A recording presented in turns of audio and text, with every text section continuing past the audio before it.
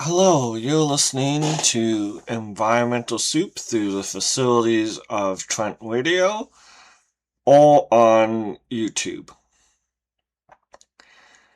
Today I will talk about climate and soccer, or as what is known as football around much of the world. I will talk about the climate impacts of football, some of the controversies around the World Cup, around climate, and some ways to improve the environmental footprint of major events, such as the World Cup. And my focus will be on major events around soccer or football. And I'll start with football being played as one of the most widely recognized sports. All you need is a ball and a net. And you don't need grass to play on. I did talk about the environmental impacts of golf, and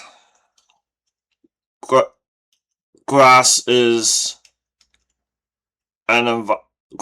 have environmental impacts. A lot of soccer played in North America, at least, and in stadiums, requires a lot of grass, and that has its own environmental impacts, such as pesticides and emissions from cutting the grass.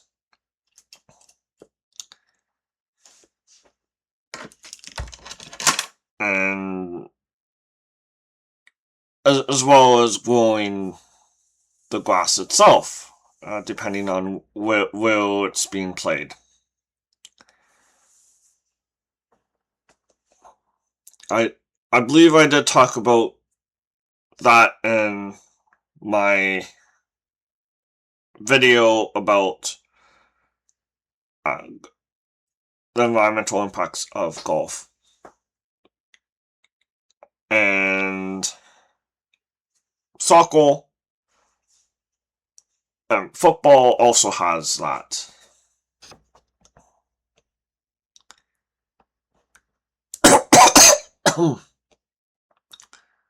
I will go to some of the articles.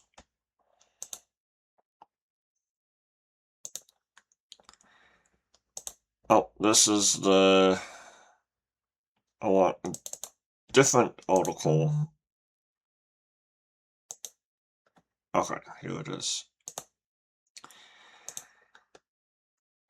The first article I found is The Carbon Footprint of Football, Unveiling the Dark Side of the Game. And this is from Oath.org. And does it have a... Oh, Carol Connian on June 24th, 2025, called The Carbon Footprint of Football, Unveiling the Dark Side of the Game. It talks about the climate impacts of the 2022 World Cup in Qatar, which produced 3.63 million tons of carbon dioxide equivalent. Transportation accounted for 52% of the total emissions, and accommodation accounted for 20%.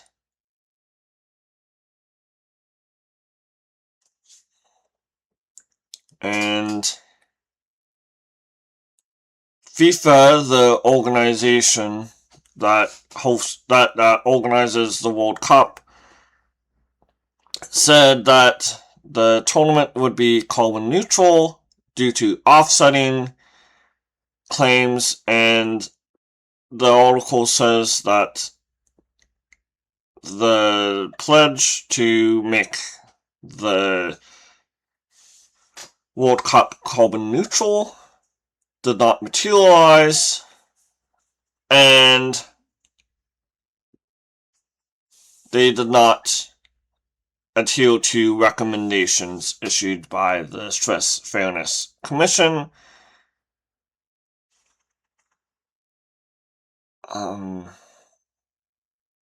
Let's see here. And then those expertise that have pointed out that carbon offsetting is being exploited as the main ground of net zero claims for sporting events. And they are being used to not make actual reductions in the global events. And then I have articles that go further about offsetting claims. And the World Cup is happening in Canada, Mexico, and the US, which I will get into. Let's see. And then fans travel to see the events. It says no other sport sees fans travel so frequently and in such great numbers as football. A lot of the missions from the games involve travel. There was a solution to reduce emissions. There was a tournament taking place in Germany, which included tickets to a railway system and transport for ticket holders, for fans, to take the railway system in Germany. At the time of the article was written, it was not known whether or not this would change behavior, but it is something that I believe that a lot more organizations should do.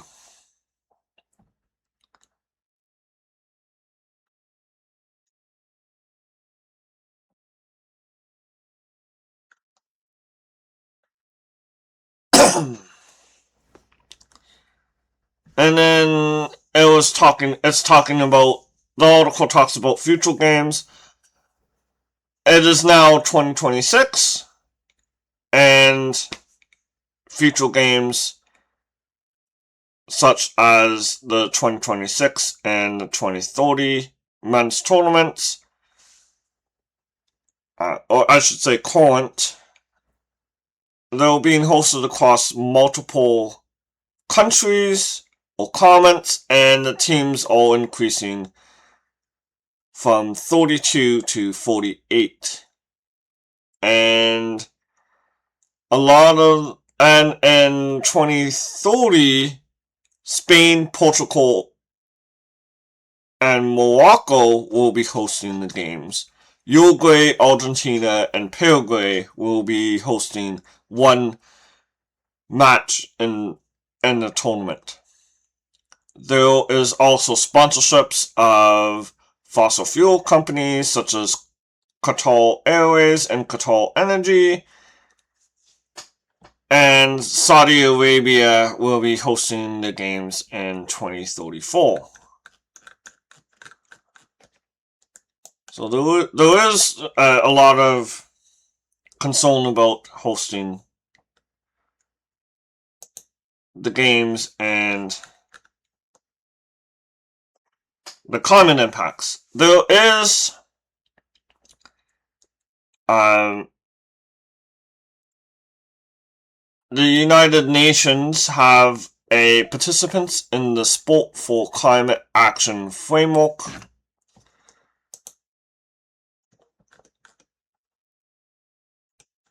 And I'm just pulling this up. This is from the United Nations.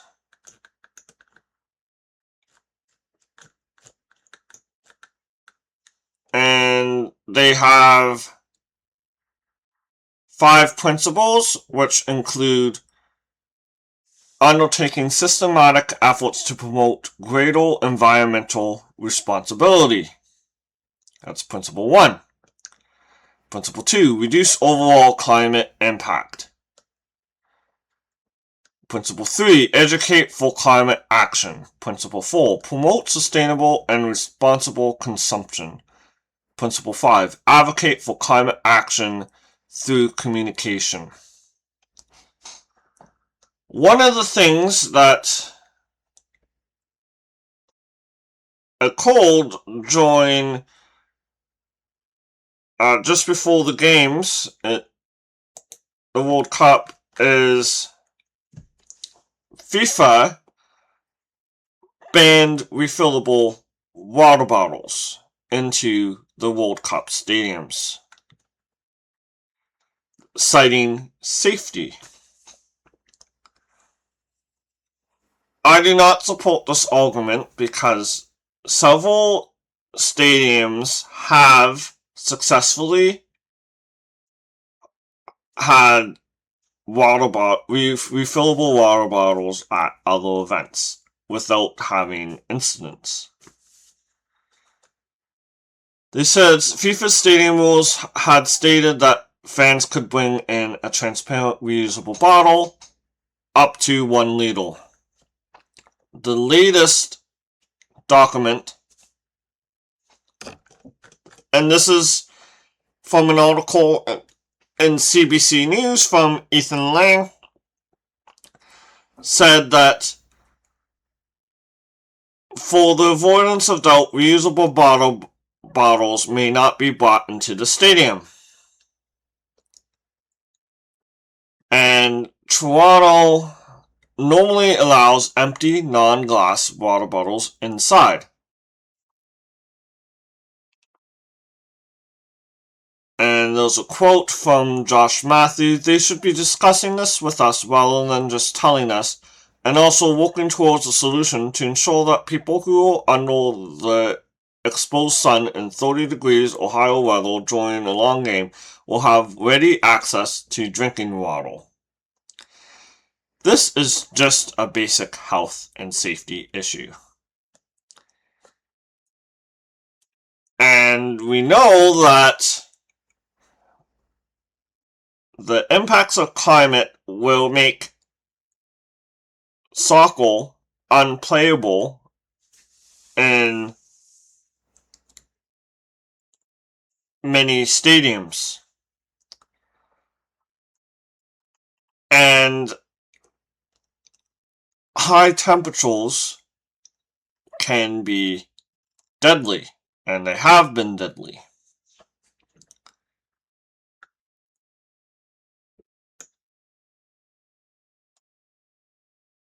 And there's a lot of money that people pay for tickets.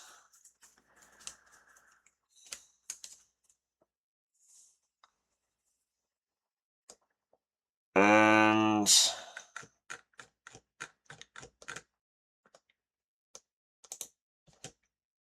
the after pushback there was, this is an article in Al Jazeera called FIFA U-turn on water bottle policy in US Canada stadiums after backlash. After this, and after the pushback, FIFA is now allowing disposable water bottles into match stadiums after the ban. And this is a compromise, but it is not good enough. It should be reusable water bottles to reduce waste. Waste increases emissions and causes issues with waste management. The initial policy permitted fans to carry empty, transparent, reusable plastic water bottles up to 1 liter. The updated policy made no mention of the policy for stadiums in Mexico. And fans at the Qatar World Cup were not permitted to bring reusable water bottles into stadiums. I believe that with climate change, this is a major issue. So I do not believe that FIFA is adhering to the principles of sport for climate action due to not promoting sustainable and responsible consumption, and they're not reducing the overall climate impact. Some of the articles that I found pointed out that the emissions from the 2026 games, these games, will be the highest yet, due to travel and the huge distance between stadiums that lack infrastructure to make low carbon travel practical. Like combination of the distance and the lack of infrastructure. I do not believe that games should be hosted over multiple countries like they are today, due to the huge, massive implications and the inability and the reliance on air travel for traveling between the games. Oh, this article is not found.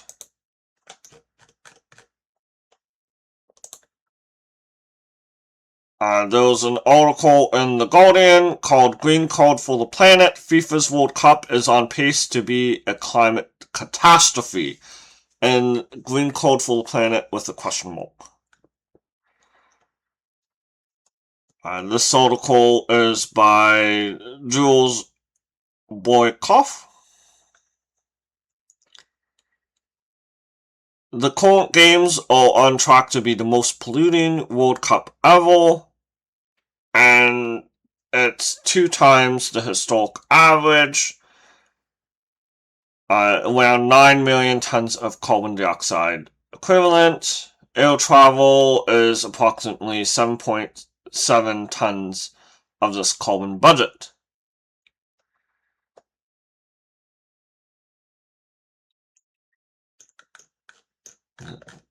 I didn't highlight anything else in this article, but there is a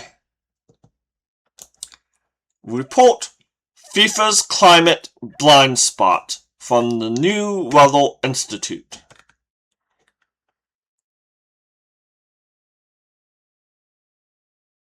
And the executive summary says that FIFA has a huge responsibility, but it has a fatal climate blind spot in its duty of care to fans, players, and the future of the sport, which reveals a reckless disregard for the climate consequence. They point out that the expansion of the World Cup finals will lead to an increase of emissions. Air travel emissions will rise between 160 and 325. So about three times more. The World Cup finals will be responsible for 9 million tons of carbon dioxide emissions. The Spanish-led 2030 finals will lead to 6.1 million tons. And the 2034 emissions in Saudi Arabia will be responsible for 8.6 million tons.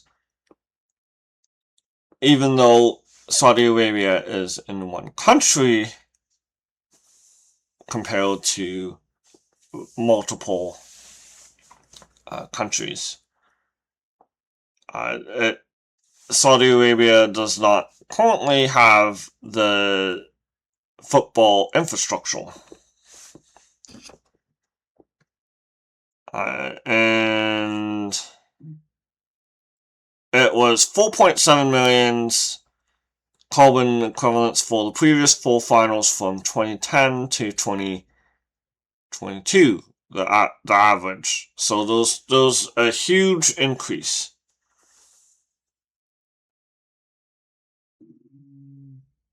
And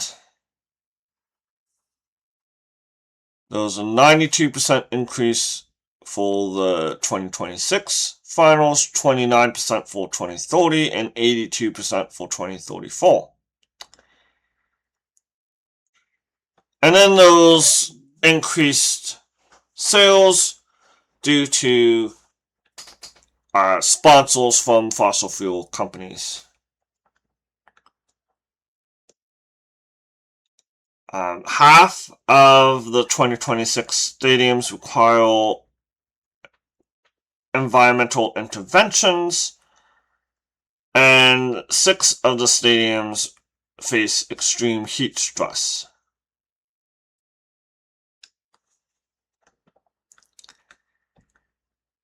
And let's see. Let's see. In 2025. Wait.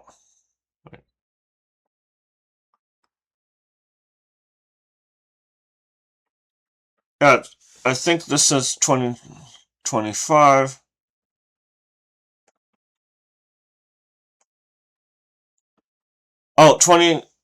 FIFA's Club World Cup 2025 has seen matches taking place in some of the stadiums that will host fixtures in the 2026 World Cup. And temperatures of some of the matches have touched 41 degrees Celsius and sat in mid 30 degrees Celsius.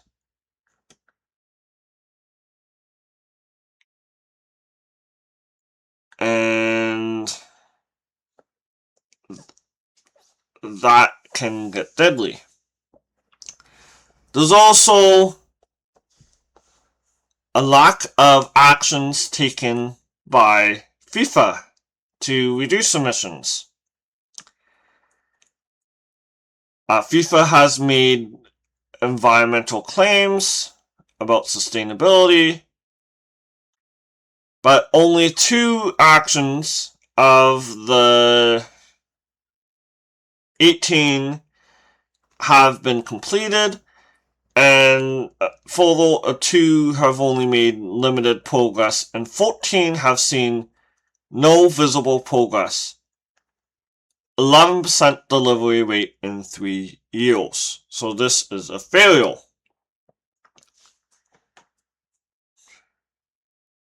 And then there's no biannual climate reports, and there's no 2022 World Cup sustainability follow-ups, or the 2026 sustainability strategy.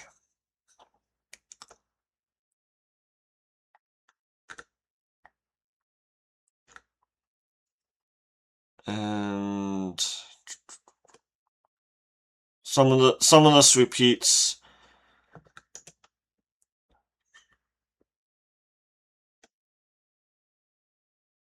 And then those talking about the 2034 World Cup, which will be held in Saudi Arabia. There's an environmental cost. It'll have to be held in November and December due to high heat.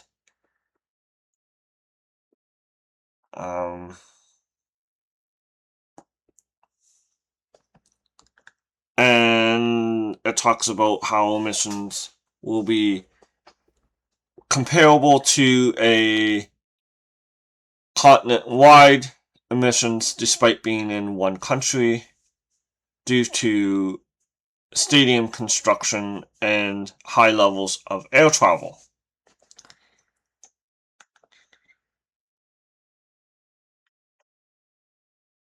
And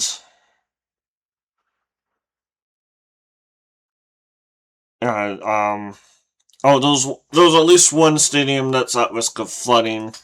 Most of the stadiums are, so many of the stadiums are at risk of heat, life-threatening conditions in full stadiums at the same time of banning or restricting water bottles. I'll go to the next article quickly. This is saying the World Cup in Qatar is a climate catastrophe.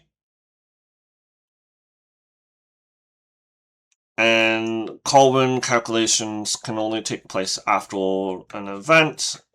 So claims about sustainability have to be made after an event takes place. There was an article about carbon colonialism, and I can get into that in a separate video. Another article, FIFA World Cup climate is the loser, highest impact ever. And Forbes.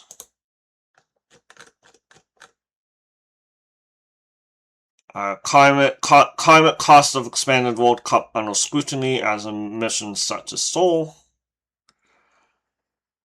And one last article. Oh, this article talks about carbon offset scandals.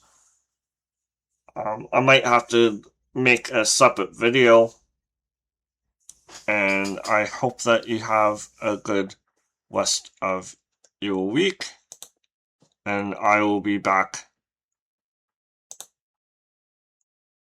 next week with a new article, a new show. And I realized that I did not have show some of the clips, some of the articles. Thank you for listening and enjoy the rest of your week.